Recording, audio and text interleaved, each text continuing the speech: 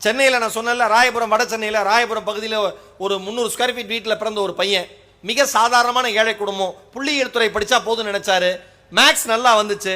மெல்ல மெல்ல அவர் என்ன பண்ணாரு, கணினி அறிவியல் முதுகலை பட்டம் வாங்கினார், பிஜி பண்ணாரு கம்ப்யூட்டர் சயின்ஸ் டிபார்ட்மெண்ட்டில். அருமையான சேலரியில் வேலை கிடைச்சது. மெல்ல அந்த பையன் சிங்கப்பூரில் ஜாபுக்கு போனார். சிங்கப்பூரில் வேலை கிடைச்சவருக்கு அடுத்து அமெரிக்கா மூவ் ஆகிறது அவ்வளோ ஒன்றும் கஷ்டமா இல்லை. அமெரிக்காவுக்கு போனார். யாரு, நல்லா கவனமாக வச்சுங்க, வட சென்னையில் ராயபுரம் பகுதியில் கடலோடு ஒட்டி வாழுகிற அந்த கடல் சார்ந்த பகுதி மக்கள் வாழுகிற அந்த பகுதியில் ஒரு சாதாரண வீட்டில் பிறந்த ஒரு இளைஞன் அமெரிக்காவுக்கு வேலைக்கு போறாரு. இந்த மாதிரி வாழ்ந்தா ஒரு வாழ்க்கை வாழண்டான்னு சொல்ற அளவுக்கு ஒரு லைஃப் செட்டில் ஆயிடுச்சு. எதுவுமே தேவை கிடையாது. ஆனா அந்த இளைஞனுடைய கனவு சின்னதா இல்லை, பெருசா இருந்தது. 8 மணி நேரம் வேலை பார்த்தாரு.